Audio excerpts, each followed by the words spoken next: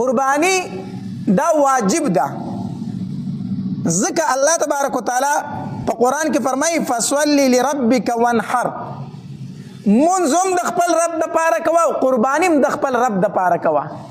په دې آیت مبارکه کې امر دی او امر دپاره د وجوب راځي.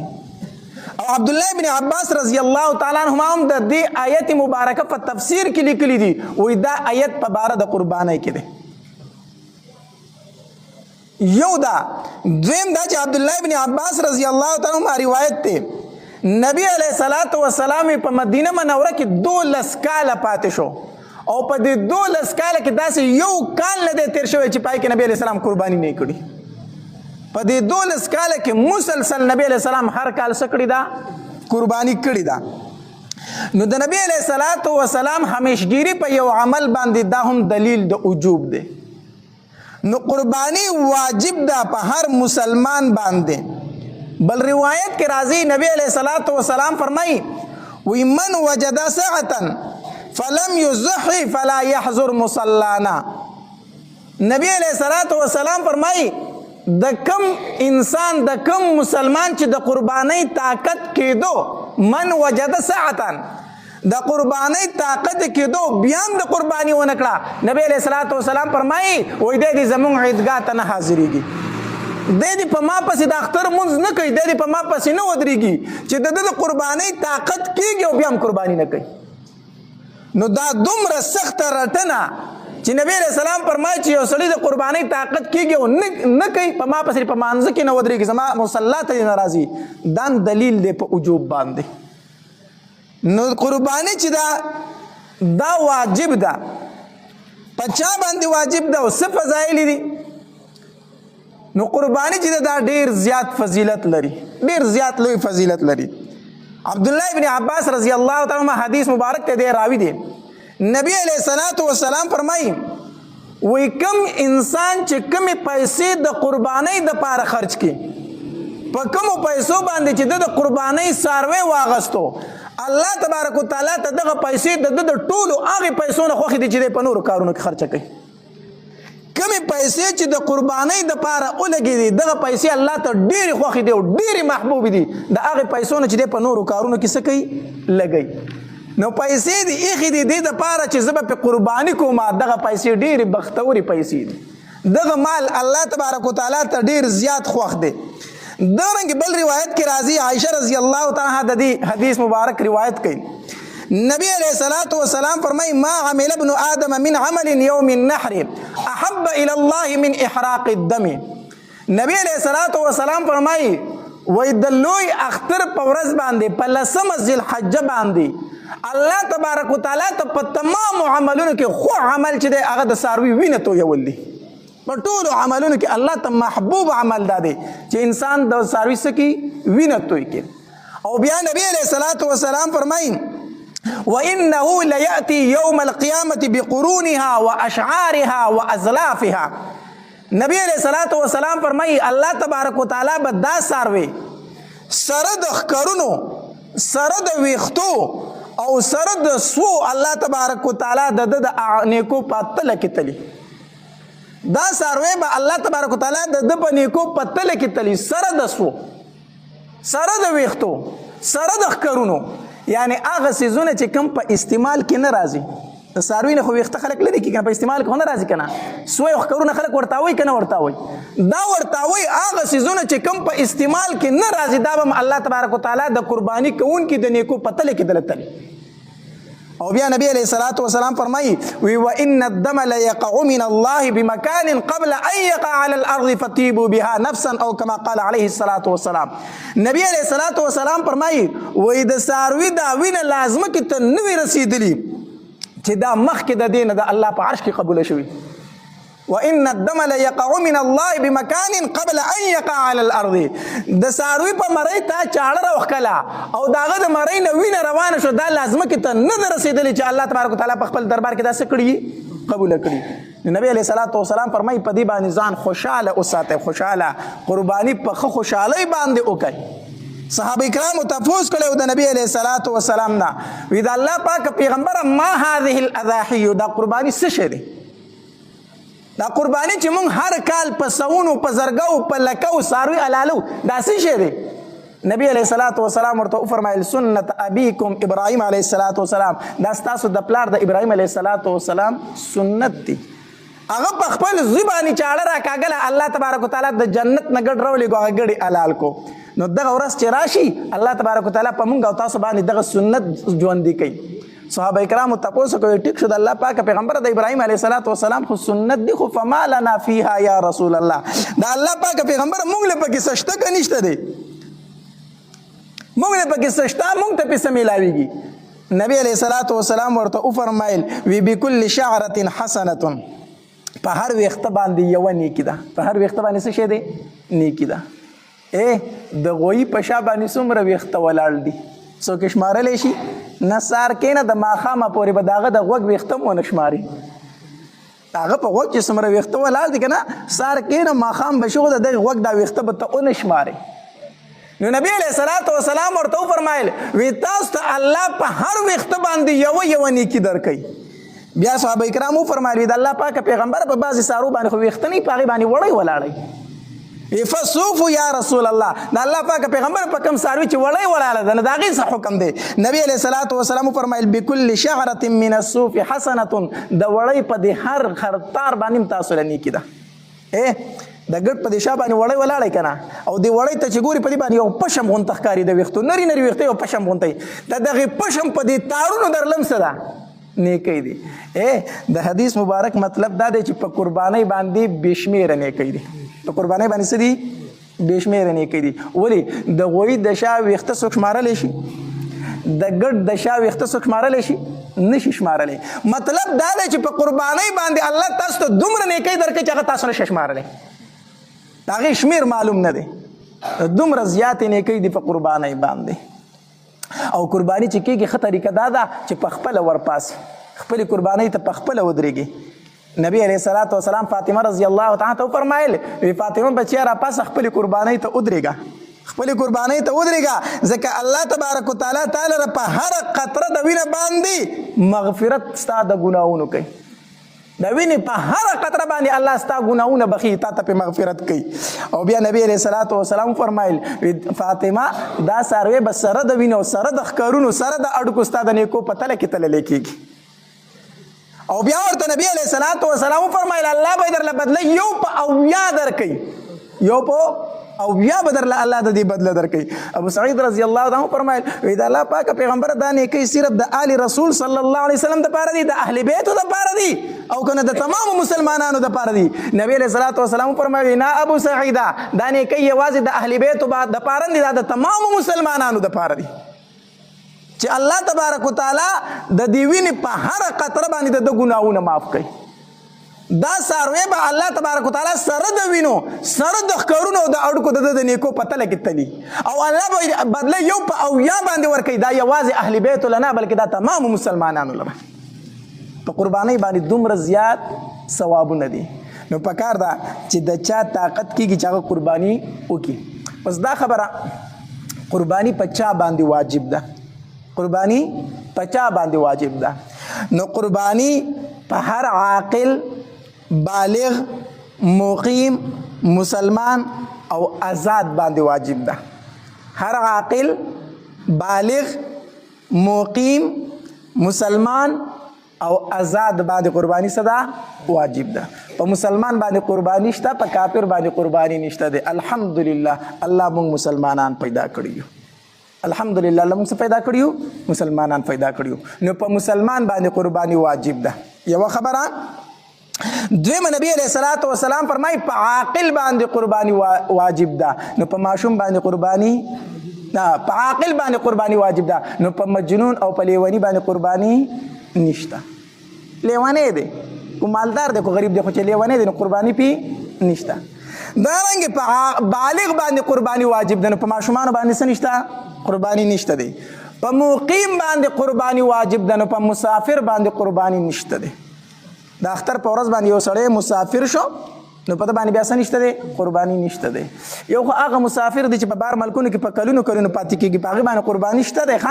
ځکه مسافر چا ته ویلی شي؟ مسافر هغې سړي ته ویلی شي چې د کور نه لرې لاړ شي د 3 ورځو مسافت باندې په پیدل مزل سره د کور نه دومره لري لاړ شي او هغه ځای کې د 15 ورځو نه د کم فاتح کېدو اراده وي دته مسافر ویلی شي.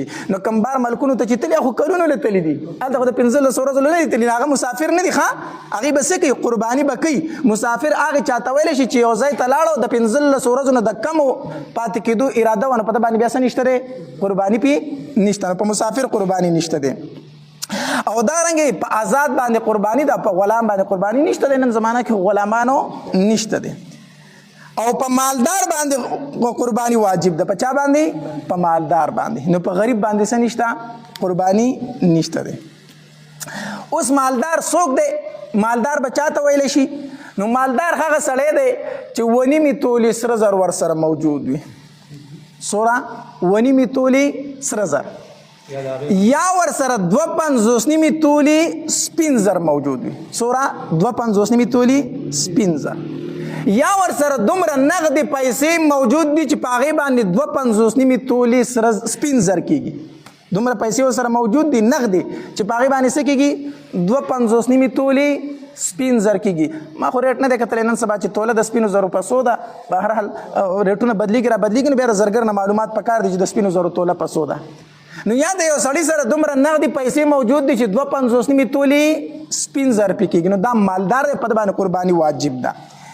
یا ورسره د ضرورت اصلیه نه په کور کې څه سامان دی په کور کې څه دی د ضرورت اصلیه نه سواګری سامان دی لوښي دي لرګي دي چې د هغې قیمت 2.5 تولو سپینو زرو ته رسي تقریبا څه کم 2 لک روپۍ دي څه کم 2 لک روپۍ دي اندازتاً. دومره کور کې ورسره سواګری سامان پروت دی چې دا دغې ته رسي.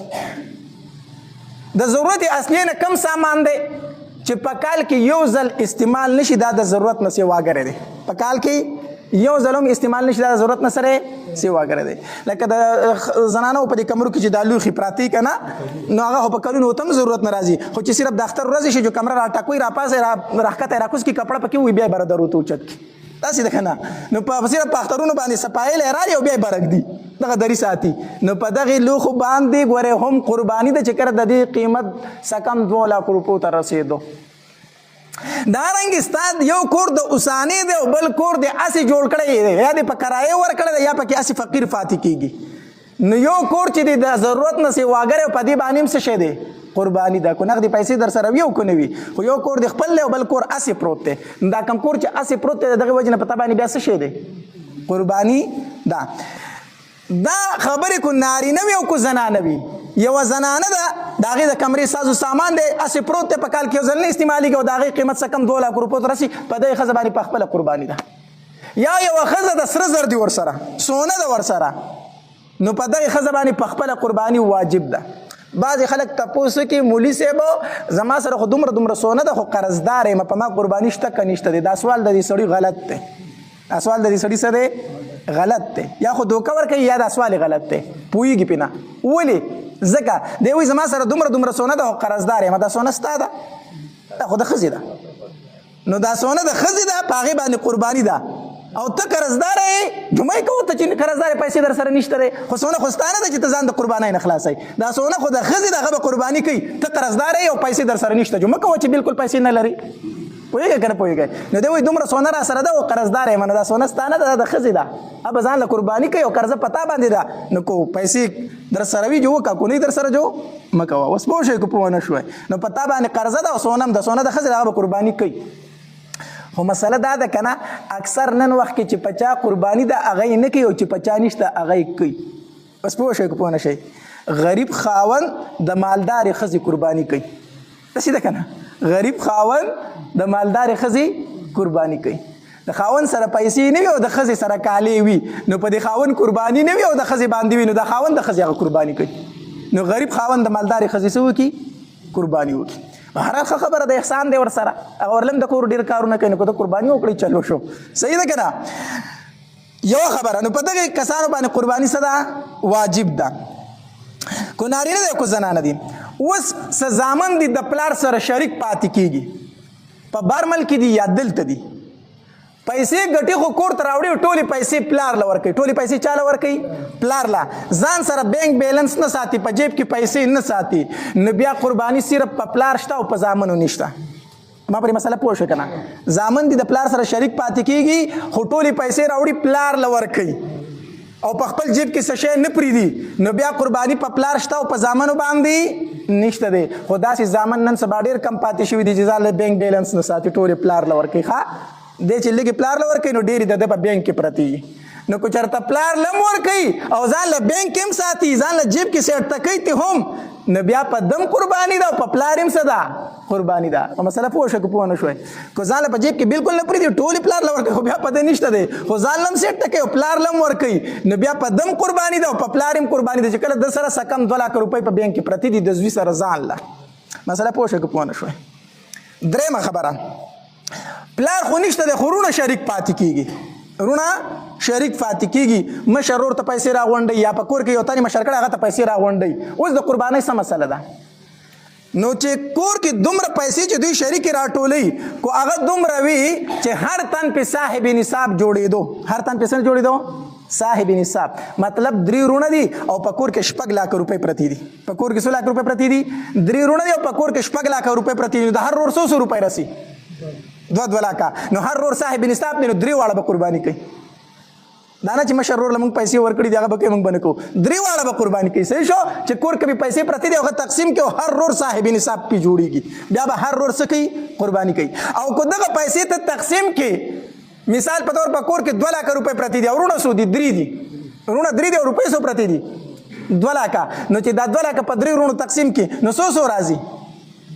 خو لاک هم نه راځي که نه لاک هم نه راځي نو بیا په یو ورور هم قرباني نشته بیا په یو نشته دی پوهېږې که نه یا 3 لک روپۍ دي او 3 وروڼه شریک دي نو چې دغه 3 لکه ته په 3 وروڼو تقسیم کې خو لاک ورسېدي که نه نو په لاک روپو باندې بیا څه نشته قرباني نشته نو بیا په یو تن هم قرباني نشته په دې مسله پوه شوې که نه وروڼه شریک پاتې کېږي پیسې راوړي یو ورور ته جمع کوي نو هغه پیسې کو دومره وي چې ته تقسیم کې او هر ورور پې صاحب نصاب جوړېدو خو ټول به ځان له قرباني کوي او کو تقسیم یې نه کې او کو په هر تن ته صاحب نصاب پې نه جوړېدو چې تقسیم کړي بیا په یو تن هم نشته په دې مسله پوه شوی یو مسله بله یاد وساتئ اوس وایي چې نه مولي صاحب موږ مشر ورور اختیارمند کړی دی هغه دې قرباني وکړي هغه دې څه وکړي یو خبره یاد وساتئ دا موږ د کور د طرفه قرباني کوو د سره طرف نه د کور د طرف نه د کور د طرف نه قرباني نه ښه د کور د طرفه قرباني نه د قربانۍ دپاره به یو تن مخصوص کوئ 4 وروڼه دي او دا زموږ د 4 واړو د طرفه ده حصه یوه واچوئ د ټولو هغه قرباني خرابه کړه د ټولو قرباني څه کړله چې ته 4 وروڼه یې او په 4 تنو باندې یوه حصه نیولې ده نو دا خبره دې کوم ځای ته ورسوله دا خو تا د 2 نه ور واړولو د ټولو قرباني دې خرابه کړه یو تن به مخصوص کړي دا وروڼه به ورته وایي چې ته قرباني وکړه او مونږ قرباني نه کوو نو دا قرباني به صرف د دغه یو ورور د طرفه وي د نور ورور د طرفه به ما په دې مسله پوه شوې که پوه نه شوی دا قرباني به د یو ورور د طرفه وي د نورو د طرفه به نه قرباني به یو تن د کور د طرفه به قرباني نه کوئ چې مونږ دا د کور د طرفه قرباني کړې ده قرباني دا صرف د خپل طرف نه واجب ده د ښځې قرباني په خاوند باندې نشته د نابالغه اولاد قرباني په پلار باندې نشته د بالغه خو په اسې نشته دی دا خو دغه د قربانۍ متعلق یو څو مسلې شوې ټایم څه دی ښه اوس څاروي به اخلی که نه څاروي به اخلی نو په کومو څارو باندې قرباني کېږي او په کومو څارو باندې قرباني نه کېږي اوله خو دا خبره یاد وساتئ بهتره دا ده چې د قربانۍ دپاره څاروی الې چې د هر قسمه غیب نه پاک وي ښکلې څاروی وي او د هر قسمه غیب نه پاک وي او په عمر باندې هم پوره وي کوشش وکړه چې داسې څاروی ځان له واخلي ښه عمر د څاروو څه دی نو ګډ او ګډه چیلې او چیلۍ د دوی عمر 1 کال دی څومره 1 کال خبره پوه شوه که پوه نه شوی غوین څاروی دی غوا او غویې سنډه او میخه د دوی عمر 2 کاله دی خو په 2 کالو کې یوه ورځ کمه به قرباني پې نه کېږي او اوښ چې دی نو د عمر 15 کاله دی خو د 15 کالو نه یوه ورځ کمه ونه قرباني پې نه کېږي الله دې موږ له توفیق راکړي چې د اوښ قرباني خو هم چېرته وکړو که نه پنجابیان ښه دي د اوښانو قرباني کوي ټیک شو که نه دلته د اوښ عمر څه شي له بیانوي اوښ څوک حلالوي نه نو پوهېږې که نه نو دا قرباني د ګډ او د ګډې د چیري او د چیلۍ عمر څومره 1 کال د غوین ساروي غوا او میخه سنډا غوا غوی سنډا او میخه د دې عمر سوره 2 کاله او د اوخ او اوخه د دې عمر سوره 15 کاله ته دې نه چې عمر یو ورځ کم قرباني پی نه کېږي. ها په ګډ کې یو مسله یادو ساتئ دا صرف په ګډ او ګډه کې د چیلي کې نه ده ښه کو چرته داسې ګډ و که نه چې د کال نو د کال نه عمر کم و خو د صحت نه داسې جوړ او ښکلی ساتلی شو چې د کال په ګډو کې پرېږدو نو پته یې نه لګي چې دا د کال دی او که د کال نه دی بیا په هغه باندې قرباني کېږي. خو دا خاصیت صرف د ګډ دی ښه چې د ګډ د کال نه عمر کمی خو صحت برابر وي ښه ساتلی شوی ښه صورت دی د کال د ګډو سره ورپرېږدي پته یې نه لګي بیا په دغې ګډ باندې څه کېږي. خو دا صرف د ګډ مسله ده ګورې د چیلي او د چیلۍ نه ده ښه عمرونه دغه دي. عمر لحاظ به کوئ غاښونه چې غاښ یې کړي او که نه دي کړي نو دا غاښ صرف علامت دی دا غاښ څه دی علامت دی. تا په کور کې ځان له څاروی ساتلی دی او تا ته پته ده چې د 2 کاله عمر دی او غاښ یې لا نه دي کړي قرباني پې کېږي. غاښ یې لا نه دي کړي خو عمر یې څومره دی 2 کاله دی نو قرباني پې کېږي.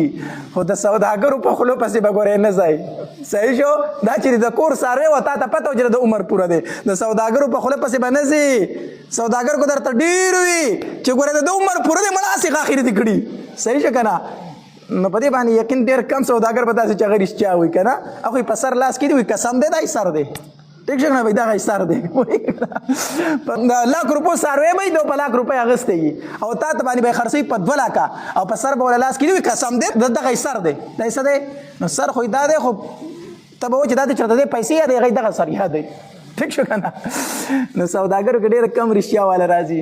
یو سوداګر ماته وایي مولي صاحب داسې معمولي غونته دروغ به پکې جایز نه که نه مې ناولي نو د دې نه بغیر خرڅېږي نه که نه نو څه نسج ګنجایش خو چې پکې وې که نه مې د سره پکې ګنجایش نشته د سره پکې دا به رانه بیا ته داسې خرڅ کړي ټیک که ده نو خبره دا ده سوداګرو په خوله نه په کور کې د څاروی ساتلی او تا ته عمر معلوم و نو بیا د هغه قرباني څه ده جایز ده دغه ده. به هر حال زه وخت پوره دی و آخر دعوانا ان الحمد لله رب العالمین.